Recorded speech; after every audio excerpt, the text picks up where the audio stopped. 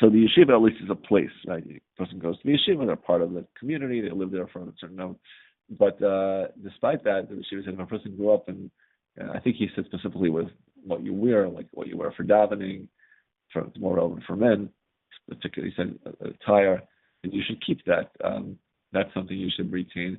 I think he also had a concept that even if something is not part of the yeshiva's practice, not a custom that they necessarily encourage, maybe they would even sort of not encourage it, won't pay us, whatever, things like that don't really reflect.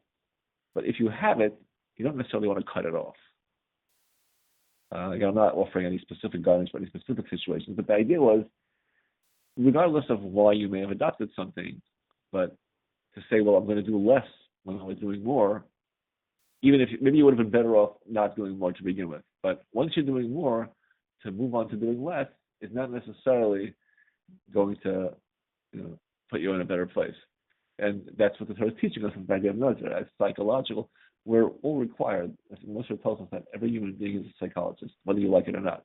The question is, will you be a good one or will you be not a good one? We are all psychologists, and we have to be for ourselves. Rabbi Sallallahu says we can learn by practicing on other people. It's often easier to see and easier to learn from other people, but the real goal is, the goal is partly for other people as well. That's part of, you can't really do chesed without psychology. You have to understand. I think Rav Shlomo Voli has it in his writings, and he has this series of character traits and programs to work on them, which he says were actual practices that were implemented in a yeshiva with groups of people. He talks about chesed and kindness. He says he starts off, each one perceives as kind of a series of sessions where you meet the first weekend, try this for a few weeks, come back and compare notes, how did it work out, then try this, and then move on to that. With kindness, I don't remember the whole progression, but as you start off trying to do kindness for people, and then when you quickly realize you come up against, well, I have no idea what that person needs or what that person wants. We don't even stop to think. We think of kindness as kind of, well, I don't know, Avram will stand outside his tent and offer people a drink, and we don't think about Ashrei Maskil El Dol. It says it's fortunate, praiseworthy is the person that's wise to a poor person. What do you need to be wise for? He's poor, he needs money. But often it takes a lot of wisdom. First of all, to figure out what does this person really need, and how to get it to them, and how to get it to them in ways that it's helpful and not hurtful. It can be helpful, it can be hurtful, or it can be a little bit of both. And it takes a lot of wisdom and intelligence. You can't separate chachma and chesed. Right? So, there was a story. Killing with kindness, yeah, of course I can kill. I was in Italy, after her baby, she would call and she would say, "Is it okay if I stand over some food for Shabbos? I don't want to kill you with my kindness. Not for me, it's for you. Is it good for you? If it's not good for you, I won't stand it. The children eat this, or you children eat that. If not, then I'm not going to stand it. That's fine." Wow. It was really helpful. Wow. Sweet. Yeah, you can see that there's a story of Aya Levina. I read a couple of different versions, but the essential story is that there was someone in the city of Yerushalayim who had an ice cream store, and he wasn't Shomer Shabbos. And for those of us who live in Israel or who haven't but know anything about Israel, that's always a source of tension between those who are more observant and those who are less observant. So there was nobody could get him to close the store on Shabbos. And then one Friday afternoon, the store is busy as usual, and Aya Levina walks in and sits down at a table. The owner, the owner was respectful. He was a little perturbed, taken aback, but can I help you? Again, I think I've read slightly different versions of the story, but essentially, the way the story ends is that the Aya tells us, the owner of the store, I just wanted to see, experience for myself, because I figured it must be hard for you. The idea of closing your store on Shabbos must be a difficult challenge, and I see that it is. I see your store is very busy, and it would be a loss to your business. And but Shabbos is still Shabbos, and basically the guy runs after him and says, "Please don't." I think I've heard more or less dramatic versions of it, but essentially that was the story, and that was the way that he got the message across. I think I read that someone today told Rosh that story, and he couldn't believe it. He said, how did he think of that? He said it can only be that his love of chesed was so great that he gave him that wisdom. In other words, I think you can learn from the Rosh Hashiva's reaction as well. It's a story within a story.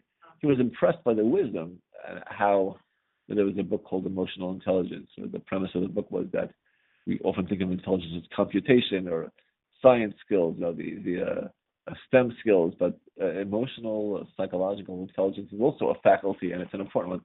So, but the Rishiv was very impressed by the wisdom, but his interpretation was that it was really generated by his love of chesed, and that was another principle that the Rishiv often emphasized, is that what we can do isn't fixed.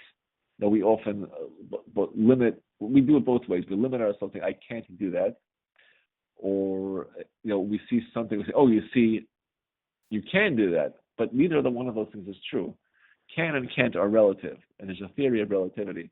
And he would cite a story. I don't know the details of it, but I think maybe it was in Slovakia, even. It was somewhere in Eastern Europe, where the Nazis rounded up a bunch of yeshiva boys and took them to the factory and said they had to make chairs. None of them had any experience, but they produced the goods. And so someone commented on the story. You see that a person has the capacity to do all kinds of things that we just think we don't. Which was not a correct interpretation. It said they did not have the capacity to produce chairs, but they acquired the capacity out of necessity. They couldn't have done it. They would have just sat down and decided we want yeshiva needs more chairs. They would not have had the ability. But the urgency and the adrenaline, it generates more abilities. And there are many stories in Chazal and Midrashim that illustrate this. That it's a mistake. Again, we have to understand. We have to be psychologists. We have to understand all those stories of people who pick up cars to save. You can't do that all the time. You can only do that when you need to save. But you have to know that when somebody needs to be saved, then you can, and it's very relevant. Is that how the Mishkan was built by people who had no experience in any? Yeah, that's part of that. Shiva would speak about that. The Ramban talks about people. The heart, the spirit lifted them. And the Ramban says that they didn't have training, and they just found this sense of urgency, that sense of motivation. I think I can do it. And the Rishiva said, wouldn't facing the enormity of his task cause a person to be, if anything, more nervous and insecure? And he said it can, but it can also fuel a person with a sense of motivation to step up. So when we channel it properly, it can do that. One of the I used to often tell the example of a story that happened in kind of David Hamel. It's a whole involved story with a lot of pieces, but not all of which I know. But the basic story is that there was a famine which lasted, I think, for 3 years, and people were dying. Obviously, they couldn't figure out how to solve it, and eventually they got communication from Hashem that it was for 2 reasons. One of which they were able to address, and the other one had to do with King Shaul, the King David's predecessor, who had been killed by the Philistines, and it was during a war. So I think for that reason he died. Was it the Gilboa, was like in the east of the Jordan River? It was somewhere not a fitting resting place for the king. And apparently the eulogies in the morning, the public mourning, wasn't done adequately for someone of King Shaul's stature, so the famine continued, and what happened was basically David HaMelech said, "Well, it's water under the bridge." I think he said 12 months have already passed. The king's passing, can't do anything about it anymore. I think the commentaries explain he figured that I guess the famine will have to just run its course, and eventually we'll have atonement. He figured nothing to fix, can't fix it. It is what it is. And then he heard about a woman in Ritzvah's Ayah, who is connected to the other part of the story, that she was, some people had gotten killed, and they were hung, whatever the reason, and she guarded their bodies and protected them, and the whole thing. So he said, she's a regular woman, nice woman. She extended herself so much to perform an act of kindness with the deceased, which is a big deal. And I'm a king of Israel. Shouldn't I have an obligation to practice kindness? How much more so? And they disinterred the remains of King Shaul and went around and got everyone together, and they made a great public display of grief and proper honor for the deceased king, and then the famine stopped. So the Rishi said, what? And then there's a famine and people are dying. And you got the message that it was because of an inadequate respect paid to the previous king. And then you decided that it can't be done for halachic reasons, and that therefore that's not what's expected of us at this time. There's some random, unconnected act of chesed. It's not like the first act of chesed that's ever been practiced in the history of the world. It's not like David HaMelech didn't know about the idea of chesed. What's it got to do with anything? And now the halacha changes, and now all of a sudden you solve, now suddenly we can end the famine. So the Rishi said that obviously when they subsequently decided that they were going to eulogize the king and they were going to rebury him, there was halachic legitimacy for that. And if it was halachically legitimate then it was halachically legitimate the whole time. Apparently they didn't realize that. So why didn't they realize that? It wasn't for lack of motivation, because there was a famine, people were dying, and they knew that this was the problem. Nevertheless, they couldn't find the halachic avenue. It was there, but they couldn't see it. Why did that change? Because David HaMelech heard about an act of chesed. So what? So nothing. It's an act of chesed, and many of us would have just passed by and said how inspiring and moved on. David HaMelech didn't do that. The Rishi spoke. It's one of the concepts about conditioning. He was very sensitive to chesed because of the type of person he was. And an act of chesed which was in its own way unusual, in its own way inspiring, and inspired him, and he took it to heart. And had no connection, certainly no halachic impact in terms of the actual intellectual question. But for some people, it's a burning building, someone's chopped under a car. For David HaMelech, it's an act of chesed. That gave him the adrenaline. He obviously had plenty. I mean, there was a famine for 3 years. He was the king. It's not like he lacked motivation, but now there was a little more motivation. There was something that enabled him to refocus, and particularly, perhaps because it was in the area of chesed, and you weigh things differently. There was the chesed, like that I certainly have to practice chesed to the king, and all of a sudden, you review the same. We find this sometimes, right? And again, we think of it as a weakness. The last 10 times I asked you that question, you said this. Now all of a sudden you change your mind, and then we feel like we're embarrassed. You have to go back and justify it, right? It's not true. A mature human being evolves, and we see things differently. And we might review a question 10 times. And a friend of mine said he called Israel and spoke to the English-speaking intermediary for Rabbi Yashin and asked him a question. He got the halachic answer. So he asked the rabbi, the go-between. But I called before, I asked this question, and I got a different answer. He said the rabbi very nicely told me, Rabbi Yashav still learns Torah. People can change. And again, we often in our attempt to carry ourselves as wise and dependable people, we don't want to change our minds. But we shouldn't be wishy-washy. And if we make a decision, we should be willing to stand behind it, be responsible for it. But what happened with David HaMelech, you see, that he allowed himself to be open to a deeper insight. The deeper insight, it didn't change the requirement to have a halachic basis for what you say. And he obviously found that there could be a halachic avenue, and it was accepted. It turned out to be the right thing, and that was what stopped people from dying. And he could have gone home and again, if it had been me, he probably would have gone home and said, I can't believe it. How many people died because I couldn't come up with an answer 2 weeks ago or 2 months ago? He didn't do that. And the Medrash doesn't say that. It doesn't blame him or point a finger at him. And maybe, I don't know, I wasn't there. But there's no inherent reason that it has to be finger pointing. It says he achieved a burst of inspiration, according to what the Rishiva said about the example of making the furniture. Maybe he couldn't have gotten the answer any sooner. Maybe there was no way, because he just needed that little bit of inspiration from this woman, Ritzvah Bas Aya, which got him to have a greater clarity in what chesed is all about. Things happen when it's supposed to happen. And also, it's like the same thing with like Aaron with Shem. We were taught that he couldn't have passed number 8 if 8 was number 2. So probably true. Right? So it's like, why didn't I have this answer 2 weeks ago? Because you weren't ready for it, because it wasn't supposed to be. Yeah, absolutely. There's no reason, right? People. Maybe the family was social. Right. Another example. Yeah. Well, everything is meant to be. Right. The Jews were supposed to be slaves in Egypt. It doesn't stop us from holding the Egyptians accountable, but it was supposed to be. Another example would be Rachel and Leah, right? Rachel meets Yaakov at the well, and they fall in love, and they decide they're getting married.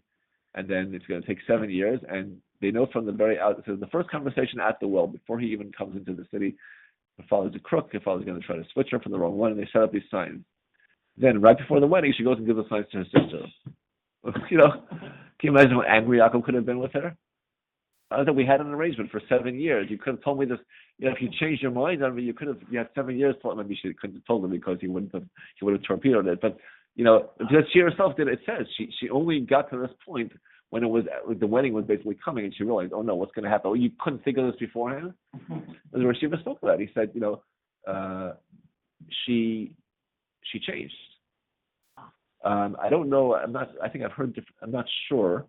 Maybe it was the very fact that the wedding was approaching and the reality. I think I did hear this. I don't know if I heard from the Rosh Hashiva now. It may have been his insight or someone else's.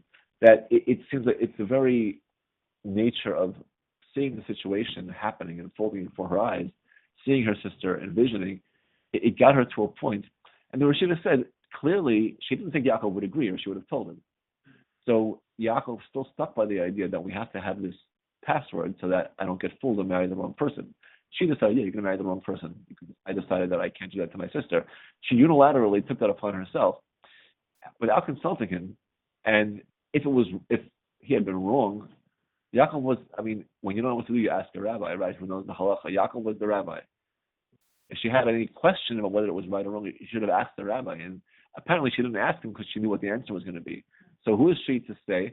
So the Rosh Hashiva said she personally thought, I can't do this. She said she had, these things are not halacha. There's a difference between what we call halacha and what we call midos or musar.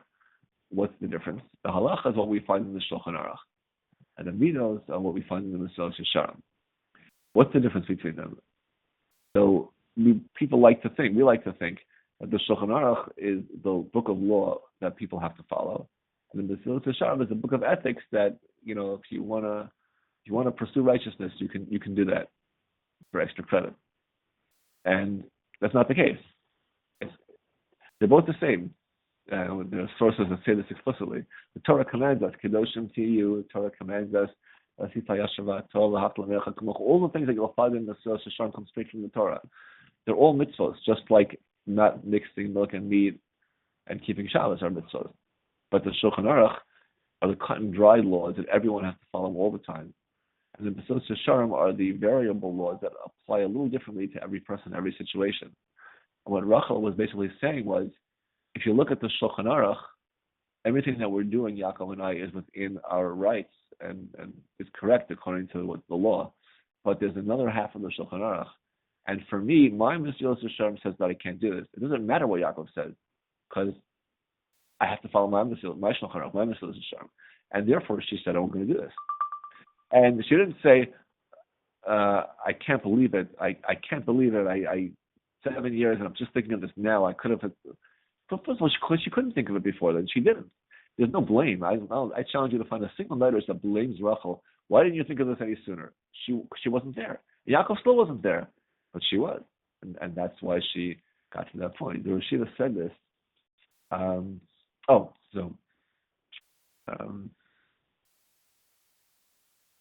Right, the Rosh Hashiva said there's another nuance. He said on his father's yahrzeit. The things he said on his father's yahrzeit were particularly, powerful because he related them to his father's life. So Rachel eventually, we know the story. Leah has children. Rachel doesn't have children. Leah gives. Rachel gives Yaakov another wife, Bilhah. Leah gives Yaakov another wife, Zilpah. Right, Bilhah has 2 children. Zilpah has 2 children. Eventually, Rachel has 2 children. Right? So when Bilhah has 2 children, which Rachel gets the privilege of naming, she names one of them Naphtali. And what is Naphtali? So there's different interpretations. She mentions something about her sister, being, the rivalry with her sister. The Medrash says that the following, and it relates it to the etymology of the word Naphtali. And she said, I was first in line, and all I had to do was give the word to Yaakov, and I would have exposed the whole plan and been his wife. But I said to myself that if I'm not worthy for the world to be built through me, let at least my sister have the privilege of doing it. The Rosh Hashiva said, well, what's that supposed to mean? Doesn't make any sense at all. Yeah, seemingly. The first half of the statement seems correct, right? She certainly had the ability, and she chose not to. So it's like she starts with one thought and shifts into something completely different. That I should have been first, but I heroically decided to let my sister go first. That's what would have made sense. She says, I should have been first, but I decided that it's not meant to be, so might as well, why not at least let one person get married? So there was just, what's going on? So he explained that, was it Rachel's choice, or was it fate? Right? Was it Rachel, or was it Hashem? The truth is, it was Rachel's choice, right? It was her free. It was her heroic moment, the most famous moment of her life. She gave away her husband to her sister as the goodness of her heart, out of her sensitivity and out of her refinement. And it wasn't enough, because she still had in her mind, I should have been first. And then this is, we think it's just us, but it's true even about our avos and our imos, even Avram, Yaakov, Rachel, Leah. She did it. She made the choice. There was her akeda. She still had not second thoughts even. It's not even fair to say she had second thoughts. But how could she escape the feeling that I should have been first? How could she do it with no regret whatsoever? Never look back and never feel bad. And she knew that's not the way. She didn't want her mitzvah to be compromised in that way. So what can I say? She said, I should have been first. What did I say to myself in that moment? When I already made the decision of giving it to my sister, I gave it to her freely, no strings attached. What did I say? I said, if I am not worthy, let her do it. And so I said to myself at that moment, who is really telling me not to marry Yaakov? And it's not me, it's Hashem. It's the Shulchan Aruch. The Rishiva said, a decision that was so subjective, even Yaakov wouldn't have made the decision, maybe he wouldn't even have agreed with it. And Rachel herself never thought this for 7 years until this moment. Then all of a sudden, no one's telling her. Her own inner voice is saying, well, that was then, this is now. Clearly, her inner voice is not saying this is black and white, because that means that Yaakov is wrong. That means she's been wrong. They say, no, Yaakov is right, I was right, but now there's a different right. The needle of what's right and wrong has moved for me, because I feel in my, how confident are you about that? Are you sure? Like, Avram had this with the Akedah. The Akedah, Hashem told Avram, go slaughter yourself, seemingly. And the Satan still came to him and said, that wasn't the prophecy, you heard wrong. Come on. And Avram had to push the voice, like, no. Here, there's not even Hashem, it's her own voice saying, I don't think I can do this. And you'll throw away your whole life on that? And she said to herself, Hashem gives us the Torah, Hashem tells us the truth, Hashem gives us the Shulchan Aruch, Hashem gives us the Mitzvot Yesharim. And I'm confident of one thing. I know what's in my heart. I know what the truth is. And that means, she said, the Mitzvot Hashem, it's no different if it was engraved on the Asar Sedibros. No difference. It's the same thing that Hashem said, Anochi Hashem Elokecha. It's the same thing. Because Hashem knows what's going on. Hashem runs the world. He knows what's going on. If he wanted me to do something different, then he would make me, he wouldn't have opened my eyes to see the situation in this way. He opened my heart. He made me realize something that nobody else picked up on, that I didn't pick up on someone. That Yaakov doesn't see, but I see it. I know what my eyes see. And Hashem knows. I mean, Hashem is telling me, it's as if we took a genetic test and we're not compatible. It's nothing to talk about. It's over. And that was how Rachel got past. She said, I have no, I read a story once on Ishtar. One lady had a child who tragically died very suddenly at a young age, whatever it was. And she couldn't get past the grief. And then one day, a Hasidic Rebbe was visiting the town. She went to speak to this Rebbe, and she introduced herself. My name is so-and-so, and I have 3 children, and I had a 4th one who would have been 9 years old today. The Rebbe looked at her and said, your child would not have been 9 years old. Your child was only meant to be 7. She said that was the thing. She needed to hear that. No, it would have been, it should have been. This is what Hashem wanted. And Rachel said, and the Shiva said, that's how my father dealt with things. The Shiva's father gave his life to build this yeshiva under such adverse conditions and such. But then, if it means that you have to fire the cook who's a widow, okay, you can't do that. If you're willing to give your life away for this project, and then you're going to let this, yeah, you will, because what's the difference? It's all guidance from Hashem. The guidance is this, I'll do this. The guidance is that, I'll do that. If you do that, you have no regret, and you don't second guess. It doesn't matter. And I saw this with the yeshiva as well. They make decisions based on that. I mean, the whole thing, you're going to do this, and then because of this little thing, and then you do that. And people think that you're being wishy-washy, or that you're being, but that's the way a person, halach is like that, right? Halach, we saw with the muktzah, Well, you could do it except for the fact that it was a rock, and it was but so you can't do it after all. Because of that, that's going to stand in the way, but it does. That's what it means to follow the word of Hashem. What? That was next week's parsha. We try to do everything except for this week's parsha. Yeah. Right. It's still the intellectual analysis of what the halacha is, especially in these areas which are subjective, which are not one size fits all. They need to be analyzed with an understanding of the feelings. You can't let yourself make a decision based on emotion, but you have to be aware and engaged with the emotions. And our time's kind of run out, but there are examples of that. For example, just one thing comes with Yosef, when the brothers are standing in front of the Egyptian ruler and they don't know it's Yosef, but he's giving them a hard time, and they start to realize that they talk amongst themselves and maybe we're being punished. Instead, we're being punished for not being sensitive to his pain at the time. But as we know, they made a decision. They were convinced their decision was right. So what does that mean we're being punished for not being sensitive? The answer is you don't make a decision just based on intellect. The intellect has to dictate this is right, but the intellect and the emotion are connected, and you cannot be a robot. There's no Shulchan Aruch in the world that enables you to make decisions without the human element. You have to have the human element and still try to be objective, try to be truthful, but truthful means taking into account the human emotions as well. Otherwise, it's not truthful. Sounds like we have combat and cognitive dissonance in a lot of these situations. A lot of kind of dissonance, yeah. Right. Yeah. I shouldn't be feeling this way, but Right. I have a friend who says, religious people often confuse what they should be feeling with what they actually are feeling. We have to understand. But, yeah. Am I doing it because it's right? Because I should? Yeah. I see that before.